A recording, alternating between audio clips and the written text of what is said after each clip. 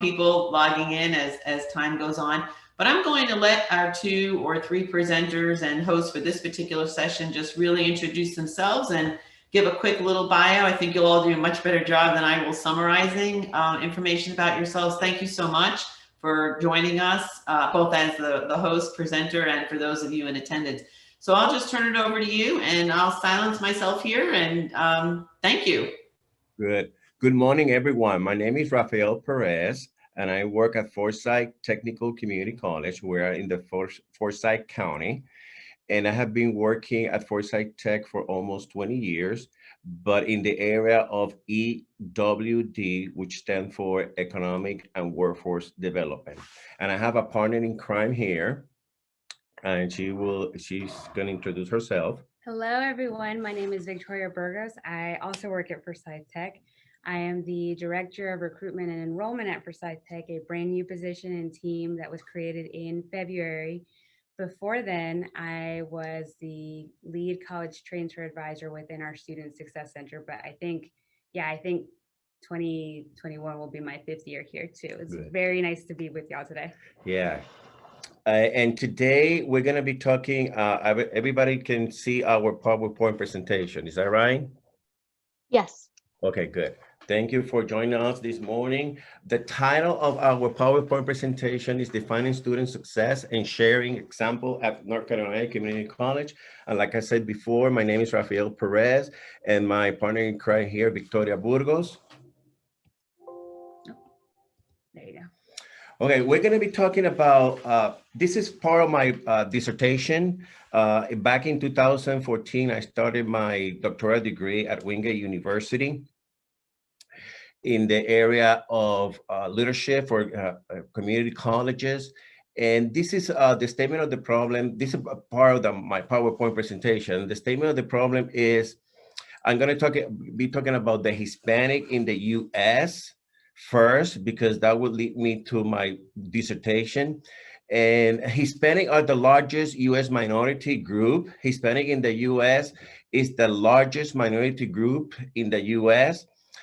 This is about 57.5 million Hispanic in 2017, which is 18% of the U.S. population.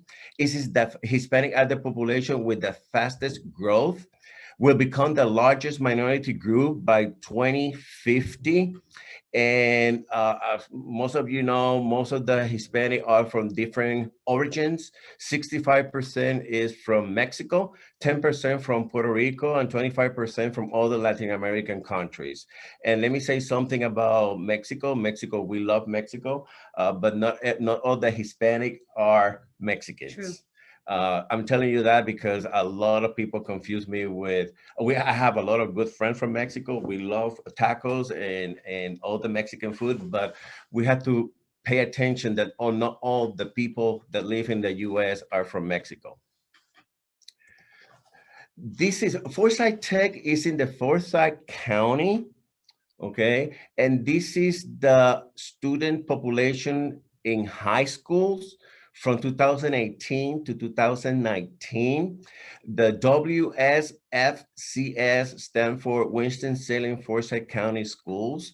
And this is something that I did back in 2018 when I completed my dissertation. And I divided, as you can see, I divided those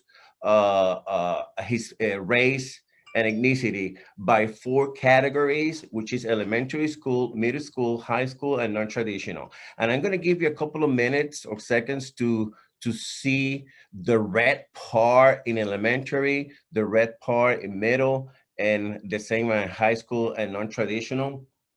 As you can see, the red part are Hispanics, and in elementary school, they are 27% Hispanic, compared with 36% white. In middle school, it's a little bit higher, 28% in middle school, compared with the white, 37%.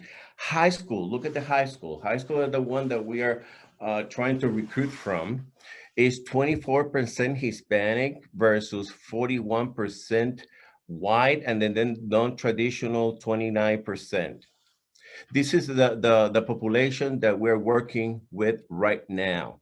And this is the high school students, like I said, in elementary, middle, and high school. I put this slide into one grand total, and is Hispanic 27% compared to white 37% and Black African American 28%. So as you can see, there are a lot of Hispanic in the high school area. Can you take this out? We're not gonna see. I'm sorry, we're trying to get, here we go. There we go. Okay, thank you. So the statement of the problem continue over here because Hispanic enrollment has been increased at Forsyth Tech. In a couple of seconds, I will show you another statistic numbers where I can show you that. And 59% of the Latino students immediately enroll in college compared to 71% white students. This is not parallel with college completion rate. Only 36% of first-time full-time students earn a degree in 6 years, which is a lot, compared to 49 students of white. The statement on the problem is that Hispanic college graduation remained the lowest. That's the problem that we have. We have a lot of Hispanic students in the community college, at least at Forsyth Tech, but they are not graduating. So we need to do something about it. One study from my dissertation is that a college degree attainment of students from 25 to 29 years old, 50% Hispanic student, 41% white, 22% Black, and 63% Asian. Hispanic face numerous barriers and challenges in completing a post-secondary education, which I'm going to show you in just a second too, what those barriers are. Actually, it's my next slide. Good. The barriers that affect Hispanic students. And this is why we are sharing this with all the community colleges, so you can be aware of this. We need to work together on this. I divided in 5 different categories. Okay, for example, college performance, socioeconomic, student retention, graduation, and college experience. Under college performance, we have academic preparation, academic achievement, lack of financial aid, very important. There's no money for them. Parental support and encouragement, socioeconomic, social interaction and sense of belonging. They need to be have the sense that they belong to the college. Student engagement and persistent. I'm going to be talking about that in a couple of seconds. Academic integration and experience. What is the academic experience so far at the college? Student retention. For example, developmental courses, graduation, 4-year college institutions, low family income, and then the last one, acculturation stress. My statement of the problem still continue. So we have those barriers, correct? Perfect. Hispanics have a strong desire to obtain an education. They want to study. They want to come to the college. Often they are attracted to community college. That's why we're talking over here, because most of the students that you might have might go to community college for a degree. Hispanic are less likely to attend 4-year college institution. So community college play a big role when we talk about enrollment and pursuing a degree.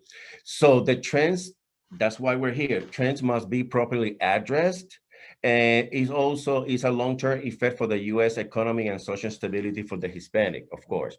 More job, more social stability, and more economy. The purpose of the significance of my study, I'm going to read it to you because this is the main purpose. And I have a purpose and a goal, of course. The purpose is to examine how the college support programs, services, and activity offered to Hispanic students at Forsyth Technical Community College influence college performance, first, retention, graduation rate, and overall college satisfactions. And then we're gonna also talk about understanding the college reality, retaining and graduating Hispanic, very important. And this study have been comparing Hispanic versus non-Hispanic. On the non-Hispanic, I have the Asian, African-American, white, etc. And then the goal, what's the goal? The goal is to increase awareness across the college, all the community college in North Carolina, about the specific need that promote Hispanic success and to create the most suitable college support program and service and activity. This is what we're trying to do at Forsyth Tech.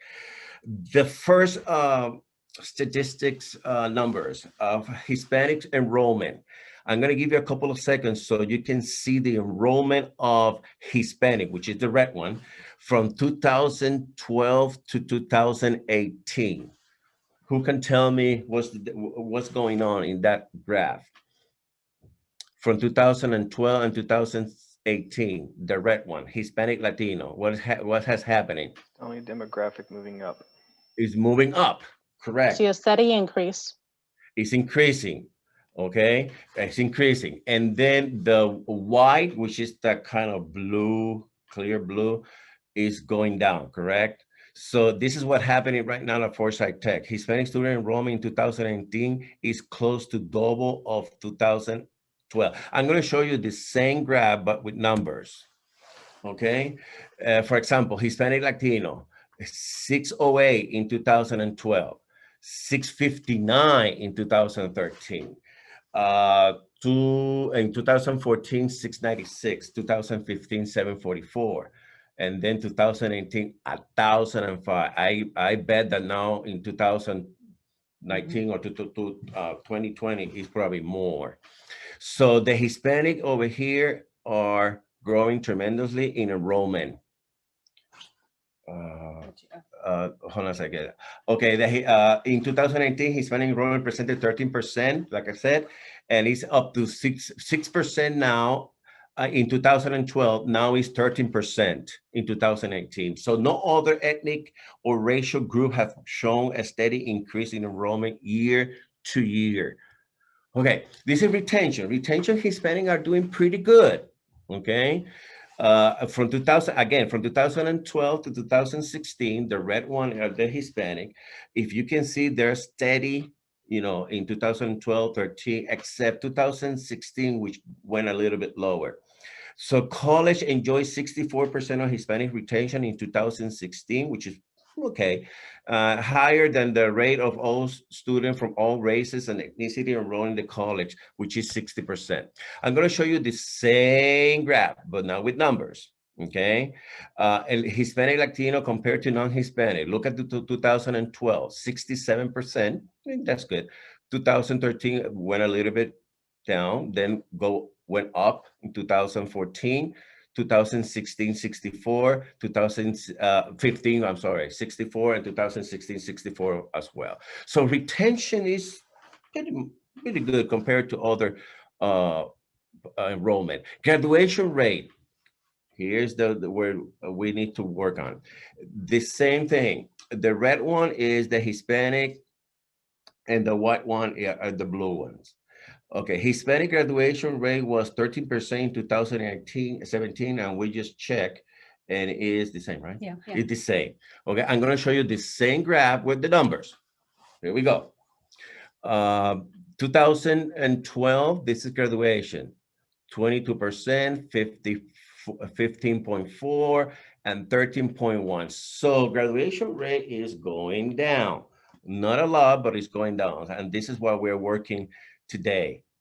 Hispanic graduation rate was 13% in 2016. The rate has been steady pretty much since 2015. 2017 had the second lowest graduation rate for all students from all races and all ethnicity enrolled in the college. This is has to do with my dissertation. This is the college support program and services and activities that I did in my PowerPoint and in my dissertation. For example, all the program or services, admissions, academic advising, financial aid, library and computer lab, disability, and activities like clubs, fraternities, student government association. This is what I base my dissertation. How do I base my dissertation? In 3 different categories. First one is the importance of college support services program, importance of college support program and services, I'm sorry. Number 2, frequency, how frequent they use those college support program and services. And number 3, the importance of the college activities. So based on those 3, categories. Here we go. The importance, the first one, the importance for the Hispanics is admission with 77%, academic advising was tied with faculty advising 70%. And look, number three, financial aid, 64%. Money is important. And this money was one of the barriers. This is the same thing with the college support programs and services with the chi-square. This is the statistical number that I use. And that was very significant. Admissions, library, minority mentoring program, also as part of the activities. The second one, frequency. Remember, importance, frequency, and importance of the college activity. Frequency, how frequent they use those college services. The first one, knee orientation for the Hispanic is very important, the knee orientation, and is with 86%. And I always add that orientation is very important for them and to be conducted in their first language, always bringing mommy and daddy. Also is important. Admission with 79% and academic advising was tied with Starfish, which is 65%. And this is the frequency of the college support programs. The importance of the college activities, which is number three. Again, new student orientation with 86%, admission 79%, and tied with Starfish. College support services or activities. This is again, the chi-square in numbers, that was significant. And remember, this was comparing to Hispanic and non-Hispanic at the college. And this is the most important thing from my recommendation for the dissertation and for the college and for all the community college in North Carolina. I'm going to read it to you. Number one, connect and empower Hispanic high schoolers. That's what we are doing right now at Forsyth Tech. Welcome Hispanic parental and family involvement, probably in their first language, Spanish. Invest in bilingual personnel. With the new president, we have increased the number of bilingual people at the support services here. We have 3 or 2 advisors.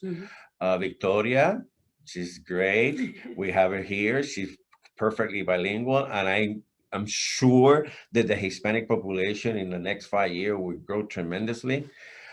Support diversity engagement, materials and communication that are culturally relevant and in preferred language. When a Hispanic reads something in their own language, they feel attached. They feel that they belong to the college. So it's very important to have materials in their own language, especially for the parents too. Onboarding, open hour, new student orientation and information fair, data collection and benchmarking, open college ground to Hispanic community, strategic campus engagement. That's what we are doing also at Forsyth Tech. Commit to the Hispanic community outreach.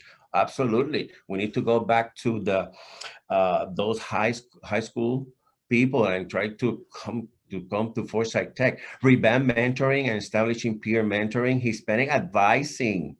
Oh my God, we need to advise those students. Open option to financial aid.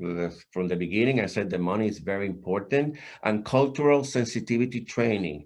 They need to be able to feel that they are part of the college. This is all the recommendations that I from my dissertation. Now, my partner in crime. We're going to spin you around a little bit. Hi, folks. So once again, I'm Victoria. I'm the Director of Recruitment and Enrollment at Forsyth Tech.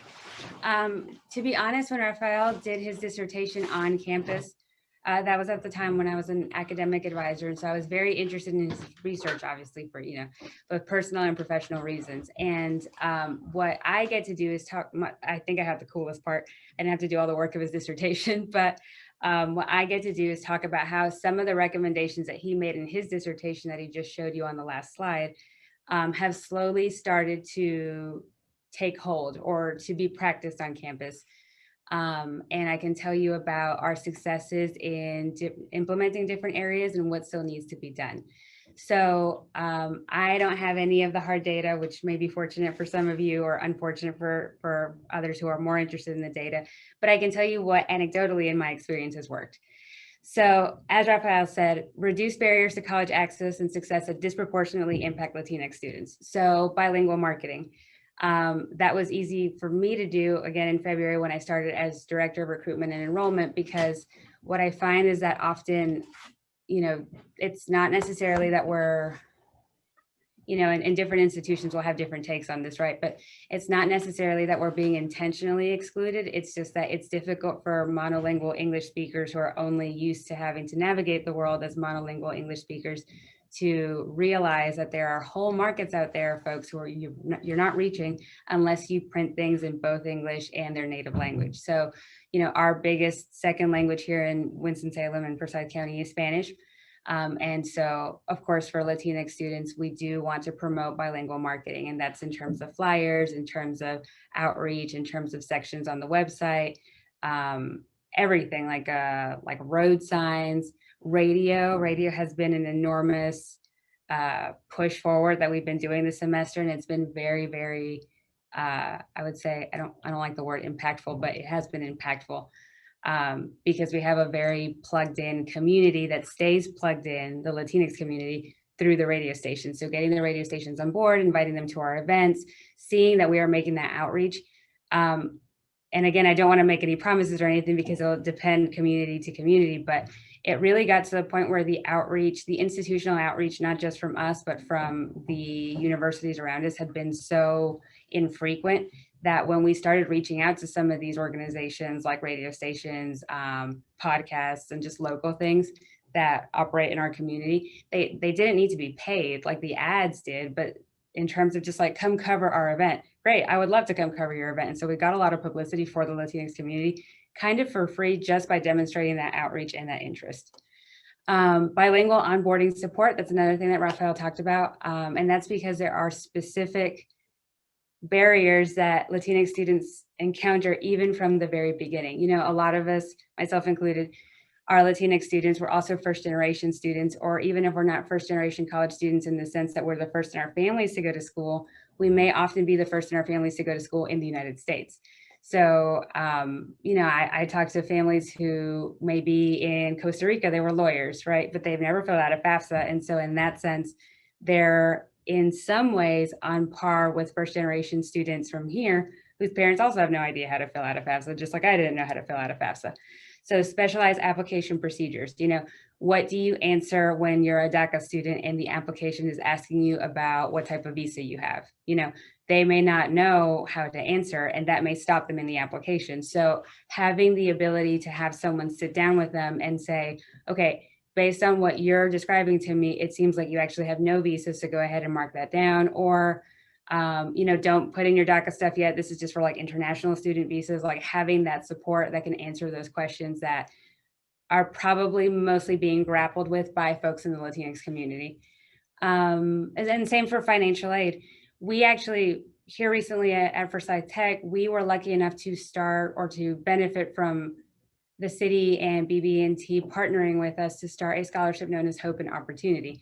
So Hope and Opportunity, among the other things that you have to do to qualify for Hope and Opportunity, and if I start talking too much about it, stop me because I get very excited about it. But one of the things about Hope and Opportunity is that you have to turn in a FAFSA to qualify because you qualify based on your expected family contribution.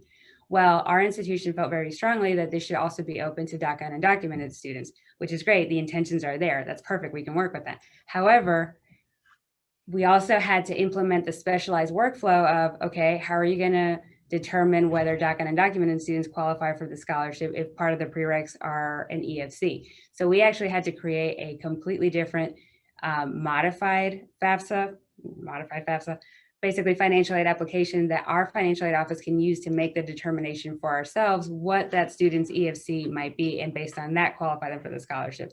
So it's not just the intention that reach out to them, it's also what barriers are they going to address, like very granularly, and what can we do to help them overcome those barriers. As far as financial aid resources and student supports, even for folks who don't qualify for that scholarship, I think in general, that is, as Rafael said, that is one of the biggest sticking points for many of our Latinx students, not just the first generation Latinx students who may be citizens, but particularly the DACA students and the undocumented students. So having the ability to answer those questions in the financial aid office, having the ability to redirect students to resources, that's really important. Another recommendation that also plays into a lot of Rafael's dissertation is to foster belongingness and to champion Latinx representation. So seek out bilingual staff. You know, one of the ways in which we've done this is that here recently, when I first was hired on at the college, being bilingual was not really a preferred or required qualification in any job posting that I saw, unless you were very specifically going to work in the ESL program or, you know, head up be like Spanish faculty, of course. But here more and more, you know, through engagement with HR, through engagement with our diversity and inclusion committee, it is increasingly becoming a frequent preferred qualification. And that has had a very significant impact in our outreach to Latinx students, because as Rafael said, it's not that there's one person on campus who is bilingual and is therefore responsible for doing all of the outreach and answering all of the questions and being the face of the Latinx community. Now, folks at the front desk, advisors, financial aid advisors, there's a greater awareness of the fact that there's not a specific department that could benefit from bilingual staff. There are many, especially student-facing departments, that could benefit from bilingual staff because, you know, same as with our students who are not Latinx, you may be answering questions from the student, but probably you're going to be answering questions from mom, dad, aunt, grandma, like, you know, the whole family. And the ability to do that in their preferred language is very, very crucial. Engage with the Latinx community. That has also been a big point of growth for us this semester. When I say engage, I do mean social engagement. You know, one of the things that we're doing here at Forsyth Tech is that each of our partner high schools, each of our high schools in Forsyth and Stokes County, has an advisor who is their representative, their Forsyth Tech go-to person. And so, for example, like I have a local high school, and so I will go hang out with them every week or every 2 weeks. And so I'm cultivating that relationship with the counselors. I'm answering questions that the counselors may have about the process to enroll either with us or, you know, fill out the FAFSA and do just like 4-year or community college prep when you're in high school. So that kind of social engagement is really important. Being where the people are sounds very obvious and kind of not necessarily like a genius thing to recommend. But it is, you know, we go out to Fiesta, we go out to, you know, we do marketing events in front of very trafficked stores, but we have a Latinx supermarket here in town. And so, you know, are you also going to advertise there? And the response when we went to advertise there was enormous. Like we were on people's Instagrams without me having to say, you know, like post this on Instagram or whatever. Like we were on people's Instagrams, we were on Facebook. That was one of the examples when the radio stations really got in, because I didn't call the radio station. I didn't ask the radio station to be there. I just turned around and there were like 3 radio stations behind me because they were so excited about this institution doing this kind of outreach socially with the people. To a lesser extent, because it's potentially less visible, but I also think it's important to demonstrate political engagement with the Latinx community. We have been lucky that both this college president and the previous college president have been very supportive of the Latinx community. And I think when the administration first seemed to make DACA, seemed to endanger DACA, seemed to jeopardize DACA, our college president released a statement about how we as an institution were behind our DACA students. And this president has done the same. And I think, again, even though it may not necessarily get the same press that social engagement does, I think it does serve to reinforce to the student body and to other prospective students who are watching that student body how we receive them, how we welcome them, and how we advocate for them. Platform Latinx student advocacy, I think that's important because often, at least for me, I know that I'm guilty of it. I'm a staff member. And so I feel like a lot of this is my responsibility, and it is, but it's important for the institution to also allow Latinx students to advocate for themselves and platform events that they may have. Like we just developed a Latinx student union on campus, and they had a virtual Dia de Muertos altar that they had going on. And so bringing attention to that, platforming that, making them feel heard is a big part of fostering belongingness and letting them know that they're making their mark on the institution too. And finally, I can't say it enough, connecting Latinx students to culturally responsive faculty, staff, and resources. So training the financial aid office in order to be able to respond to these questions, training the advisors to be able to answer questions that are specific to first generation students, Latinx students, DACA students, and documented students. You know, what does it am I able to apply for this nursing program if I'm DACA?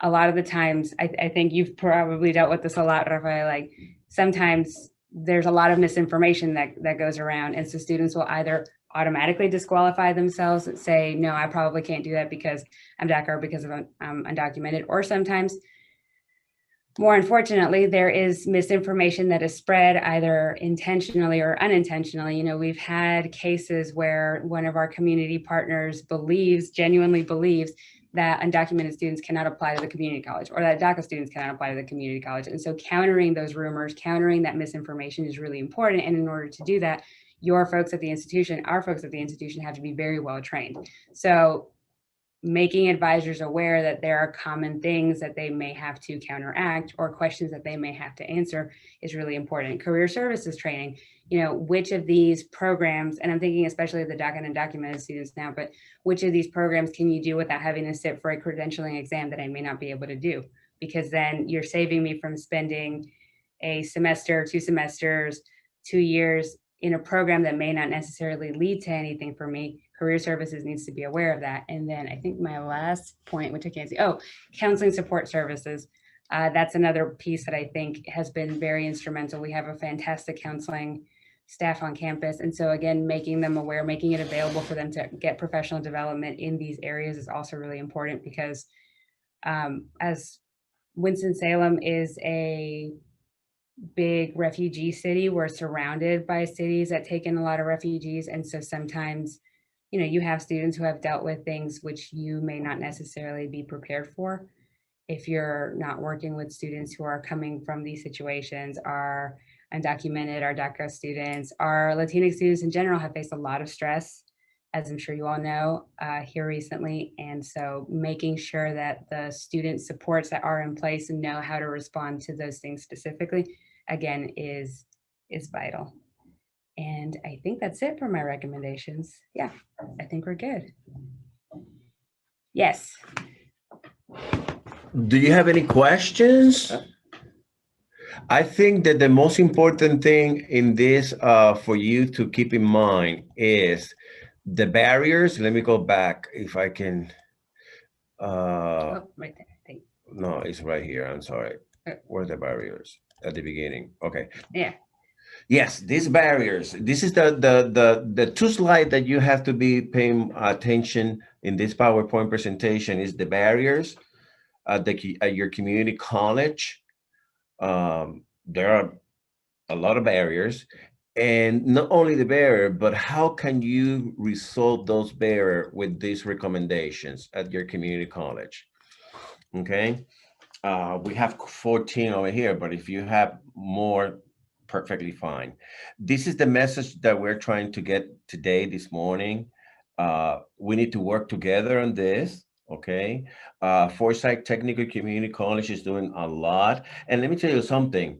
When I say working for student, I say student at all, okay? I know that we have to do a lot for the African-American community. We're still working hard with the white students, Hispanic. We're working for all students in particular, but this presentation is more for Hispanic. So the African-American community, we have to do a lot also, just to let you know. And at Forsyth Tech, we're doing a lot in the last 3 years. Like I said, we have hired a lot of advisors, Victoria over here, and probably in 5 years, 6 years, the Hispanic population of Forsyth Tech, I know that it's going to grow for sure, but we need to work on retention, okay? And we have to work on graduation. They need to graduate. And like I said before, Hispanic are going to community colleges, okay? Most of the Hispanic are going to community colleges. They don't select or pick a 4-year college institution. They do, but most of them are going to community colleges. Do you have any questions for us? And granted, I'm not like a Zoom expert, but I did see flashing lights. So I think that may mean that there are questions. I know that we are ahead. We have until 10:50, I guess. Right, we did have one question in the chat. Are there any recommendations on training resources for faculty and staff on being culturally aware and responsive to students? Yeah, and actually I can, if you send me an email, here's my email. This is always my answer, send me an email. If you send me an email, I can actually put you in touch with our Center for Transformative Learning. Our Center for Transformative Learning is there to help faculty with curriculum, technology, just like lots of different aspects of pedagogy. And they have recently put on a series for culturally sensitive teaching, for culturally responsive teaching. So what they're kind of treating it is as like a long series. So they're doing a thing on veterans, they're doing a thing on Black Lives Matters. And then one of the things that they're doing is Latinx students. So if anyone who has that question wants to reach out to me, I can put you in touch with our person who is making the curriculum for that. But sometimes I think the way that it came about on campus is that the director of the CTL, the Center for Transformative Learning, got interested individuals together. They kind of created a curriculum just, based on your experience with Latinx students, what do you think we need to know? Based on your experience with Latinx students, what do you think we need to know? And based on that, created a very Forsyth Tech specific curriculum. And I think that's been part of its success, that it's very applicable. It's very tangible. Thanks, Victoria. I'm going to go, even though your email address is on this screen, I'll go ahead and type it in the chat so that someone can just link to it if they'd like. So we appreciate that. Are there any other questions? For me, if you have any question, my email is over there. It's rperez@forsythtech.edu. More than happy to answer any questions.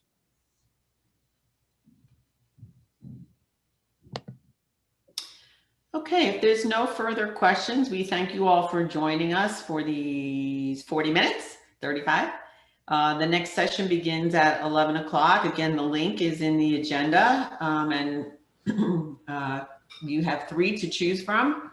So thanks, everyone. Time for a little break. And Susan, excuse me. I just noticed that Isai had a very solid, awesome question. So I just wanted to call attention to that.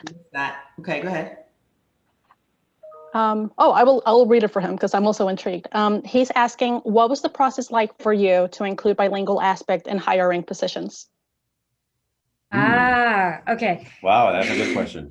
So when I was a little baby advisor, when I was just an academic advisor in the Student Success Center, I got involved with the Diversity and Inclusion Committee here on campus. And what I'm going to tell you is a very winding story, so don't necessarily feel like it's like step 1, do what I did or anything like that. But this is just my experience.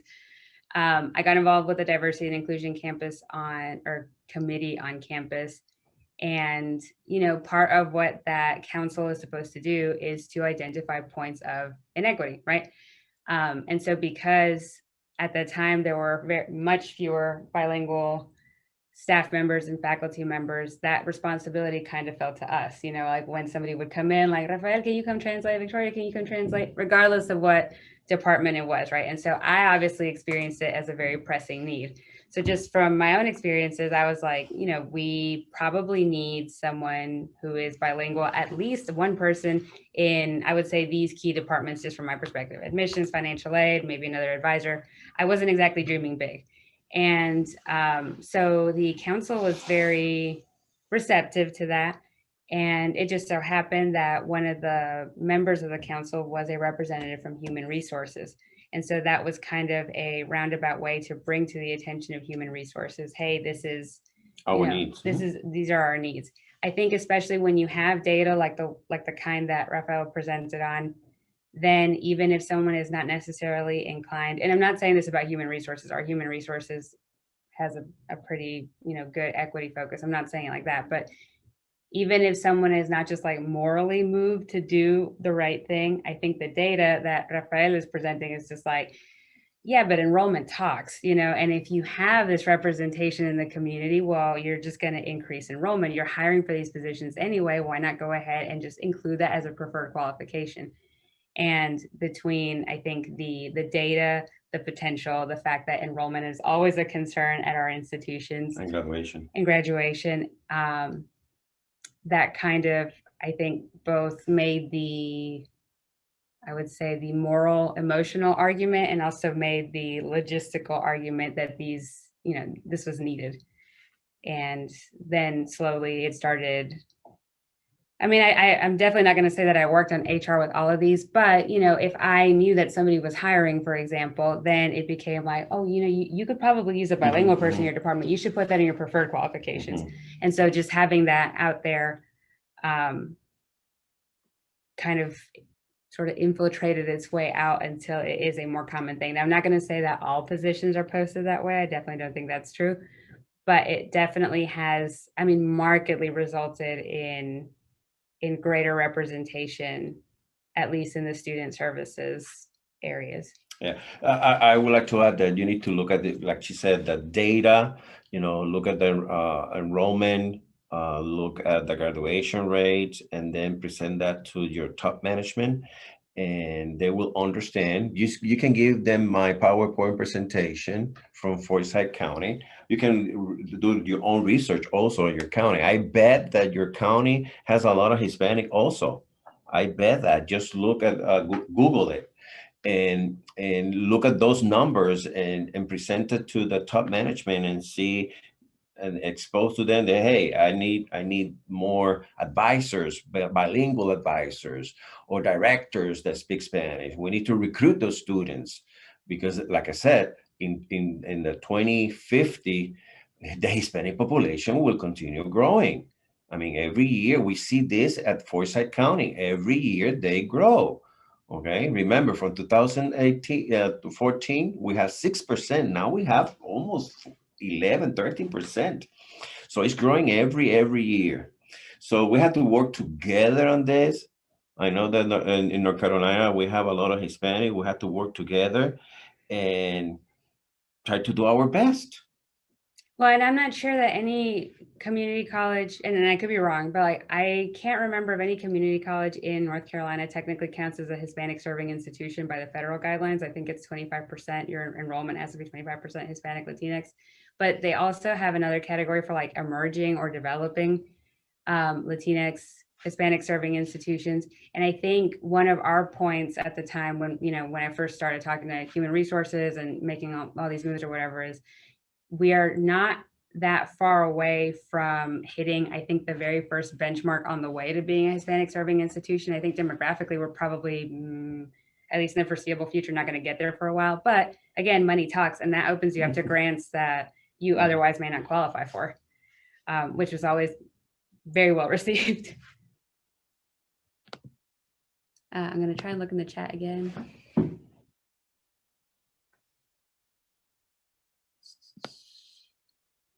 I think that's all the questions.